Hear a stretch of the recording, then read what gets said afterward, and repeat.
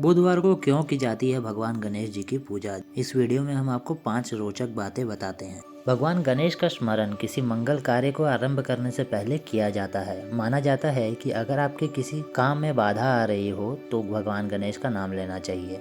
इससे आपके कार्य में आने वाली बाधा हट जाती है। भगवान गणेश को मंगल और समृद्धि का देवता माना जाता है। बुधवार के दिन भगवान गणेश की पूजा की जाती है। आप अगर किसी नई चीज़ का आरंभ करना चाहते हैं तो आप बुधवार के दिन भगवान गणेश का नाम लेकर उसकी शुरुआत कर सकते हैं। भगवान गणेश से ऐसी बहुत सी खास बातें जुड़ी है जिसके बारे में बहुत कम लोग जानते हैं। तो आइए हम आज इस वीडियो में आपको कुछ बातें बताते हैं। बुधवार के दिन क्यों की जाती है श्री गणेश की पूजा।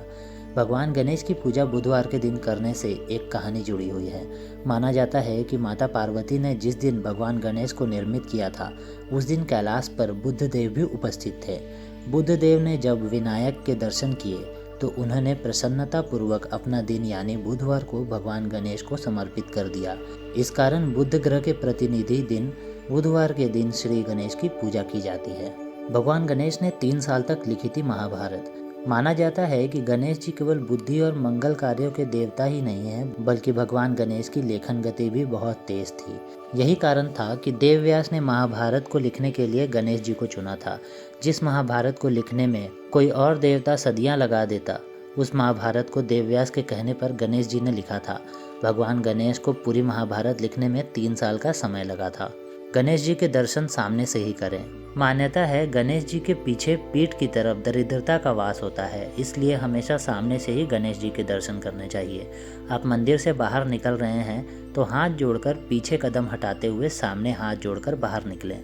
माता लक्ष्मी के दत्तक पुत्र है भगवान गणेश। माता लक्ष्मी के कोई संतान नहीं थी। इस कारण से एक दिन माता लक्ष्मी बहुत दुखी थी। जब यह बात माता पार्वती को पता लगी तो उन्होंने बाल गणेश को माता लक्ष्मी की गोद में बैठाकर कहा, गणेश भी माता लक्ष्मी का ही पुत्र है। यह सुनकर माता लक्ष्मी बहुत प्रसन्न हुई और उन्होंने कहा कि जब तक कोई उनके साथ भगवान गणेश की पूजा नहीं करेगा उस मनुष्य के जीवन में कभी भी सुख समृद्धि और लक्ष्मी नहीं आएगी। तब से भगवान गणेश की पूजा लक्ष्मी जी के साथ की जाती है। माता पिता के चरणों में होता है पूरा संसार। भगवान गणेश के बड़े भाई का नाम कार्तिकेय था।